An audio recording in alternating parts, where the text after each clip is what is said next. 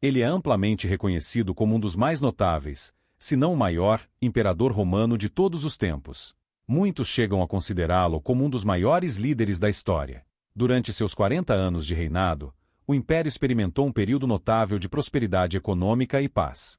Ele fortaleceu os laços diplomáticos, supervisionou grandes projetos de construção e implementou importantes reformas.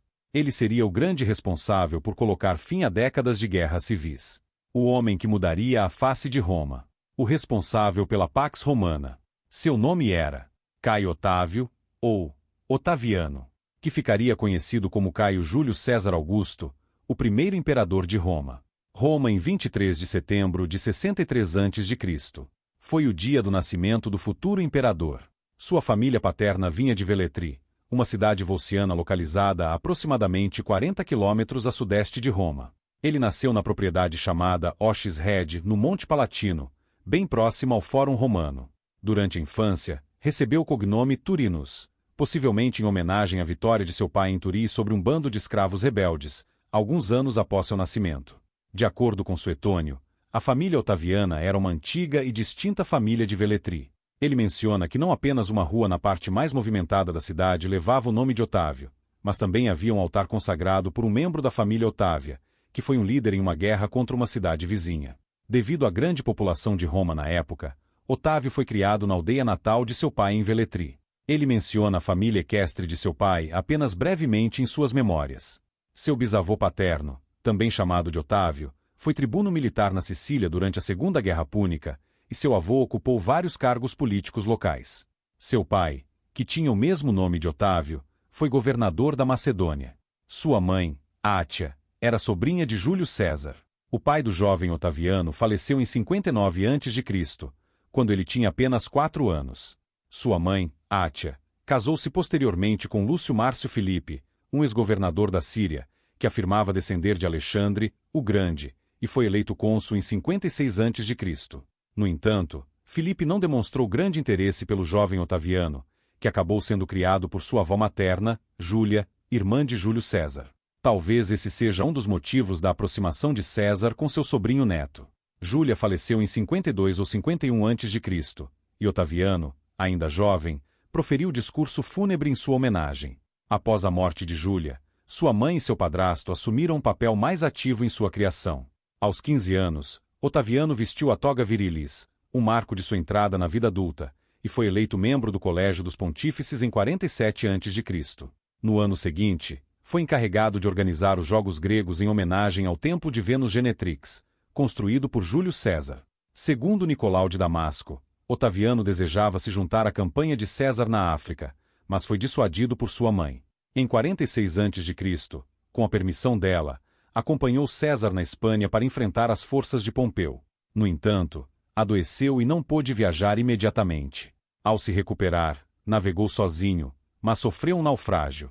Demonstrando coragem, cruzou território hostil com poucos companheiros até alcançar o acampamento de César, impressionando-o profundamente. Marco Veleio Patérculo relata que, após esse evento, César passou a permitir que Otaviano compartilhasse sua carruagem. De volta a Roma, César depositou um novo testamento com as virgens vestais, nomeando Otaviano como seu principal beneficiário. Otávio estava em Apolônia, Ilíria, onde se dedicava aos estudos e passava por um rigoroso treinamento militar, quando recebeu a notícia do assassinato de Júlio César nos idos de março, em 15 de março de 44 a.C. Apesar dos conselhos de alguns oficiais para buscar refúgio com as tropas na Macedônia, ele tomou a corajosa decisão de navegar para a Itália, a fim de avaliar suas possibilidades políticas e de segurança. Como Júlio César não tinha filhos legítimos vivos sob a lei romana, ele havia adotado Otávio, seu sobrinho neto, em seu testamento, tornando-o seu herdeiro principal. Essa adoção foi alvo de controvérsias, com Marco Antônio acusando Otávio de ter conquistado a adoção por meio de favores sexuais, uma acusação que Suetônio descreveu como uma calúnia política, comum na época para difamar adversários. Ao desembarcar em Lexe, perto de Brundísio, Otávio foi informado do conteúdo do testamento de César. Com isso, ele decidiu firmemente assumir seu papel como herdeiro político de César, além de herdar 2/3 de sua propriedade. Agora ele teria uma fortuna incalculável, que César acumulou em vários anos de guerras bem-sucedidas, com muitos acreditando que ele havia ficado mais rico do que Crasso e Pompeu. No entanto, com todo esse poder, Otávio ganhou vários inimigos poderosos. Após sua adoção, Otávio adotou o nome de seu tio-avô, Caio Júlio César. Normalmente, cidadãos romanos adotados mantinham seu antigo nome como cognome, mas não há evidências de que Otávio tenha usado oficialmente o nome Otávio após a adoção, para não enfatizar suas origens adotivas. Para evitar confusão entre o ditador morto e seu herdeiro, os historiadores geralmente referem-se a ele como Otávio, até que ele assumiu o nome de Augusto em 27 a.C. Otávio não podia contar com seus recursos limitados para se estabelecer nos altos escalões da política romana. Recebido calorosamente pelos soldados de César em Brundísio, ele exigiu uma parte dos fundos que César havia reservado para a guerra contra o Império Parta, totalizando 700 milhões de sestércios armazenados em Brundísio. Uma investigação senatorial sobre o desaparecimento desses fundos não resultou em ações contra Otávio, já que ele usou o dinheiro para levantar tropas contra Marco Antônio, inimigo do Senado. Em 44 a.C., Otávio, sem permissão oficial, apropriou-se do tributo anual enviado da província do Oriente Próximo para a Itália. Determinado a consolidar seu poder, ele começou a reforçar suas forças pessoais com legionários veteranos de César e tropas destinadas à guerra parta. Otávio ganhou apoio ao enfatizar seu status como herdeiro de Júlio César. Durante sua marcha pela Itália em direção a Roma, Otávio atraiu muitos seguidores, incluindo veteranos de César estacionados na Campânia. Em junho, ele já havia reunido um exército de 3.000 veteranos leais, pagando a cada um deles um bônus de 500 denários.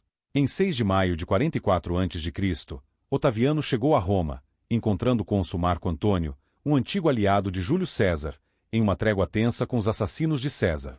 Embora esses assassinos tivessem recebido uma anistia geral em 17 de março, Antônio conseguiu expulsar a maioria deles de Roma com um discurso feito no funeral de César, aumentando a oposição pública contra eles. Marco Antônio estava consolidando seu apoio político, mas Otaviano ainda tinha a chance de competir com ele como principal representante da facção cesariana. Antônio perdeu o apoio de muitos romanos e cesarianos ao inicialmente se opor à moção de elevar César ao status divino. Além disso, Antônio se recusou a entregar a Otaviano o dinheiro que lhe era devido como herdeiro adotivo de César, possivelmente alegando que o processo levaria tempo devido à necessidade de desvincular os fundos do Estado. Durante o verão, Otaviano ganhou o apoio dos veteranos cesarianos e também de senadores, muitos dos quais eram ex-cesarianos, que viam Antônio como uma ameaça ao Estado. Após uma tentativa frustrada dos veteranos de reconciliar Otaviano e Antônio, os éditos belicosos de Antônio contra Bruto e Cássio alienaram dos cesarianos moderados no Senado, que temiam uma nova guerra civil. Em setembro, Marco Túlio Cícero começou a atacar Antônio em uma série de discursos, retratando-o como uma ameaça à ordem republicana. Com a opinião pública em Roma se voltando contra ele e seu mandato consular terminando, Marco Antônio tentou aprovar leis que lhe atribuiriam a província da Gália Cisalpina. Enquanto isso, Otaviano recrutava veteranos cesarianos na Itália para formar um exército particular. Em 28 de novembro, ele conseguiu conquistar a lealdade de 2 legiões de Antônio, oferecendo-lhes incentivos financeiros atraentes. Diante da crescente força militar de Otaviano, Antônio percebeu o perigo de permanecer em Roma. Para alívio do Senado, ele deixou a cidade e se dirigiu à Gália Cisalpina, que estava programada para ser entregue a ele em 1º de janeiro. No entanto, a província já havia sido atribuída a Décimo Júnio Bruto Albino, um dos assassinos de César, que se recusou a ceder o controle. Antônio cercou Décimo em Mutina e ignorou as resoluções do Senado que ordenavam a cessação dos combates. Sem um exército próprio, o Senado viu em Otaviano uma oportunidade de ação, pois ele já tinha forças armadas.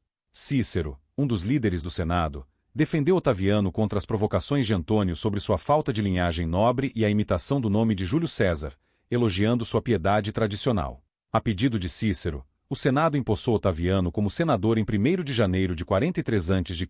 e lhe concedeu o poder de votar junto aos excônsules. Além disso, Otaviano recebeu o Imperium pro praetore, que legalizou seu comando de tropas, permitindo que ele ajudasse a aliviar o cerco em Mutina junto com os cônsules Aulo Hircio e Caio Víbio Pansa. Otaviano assumiu Faces em 7 de janeiro, uma data que mais tarde celebraria como o início de sua carreira pública. As forças de Antônio foram derrotadas na Batalha do Fórum dos Galos, 14 de abril, e Mutina, 21 de abril, forçando a recuar para a Gália Transalpina. No entanto, ambos os cônsules foram mortos nas batalhas, deixando Otaviano no comando exclusivo dos exércitos. Essas vitórias renderão-lhe sua primeira aclamação como imperador, um título reservado a comandantes vitoriosos.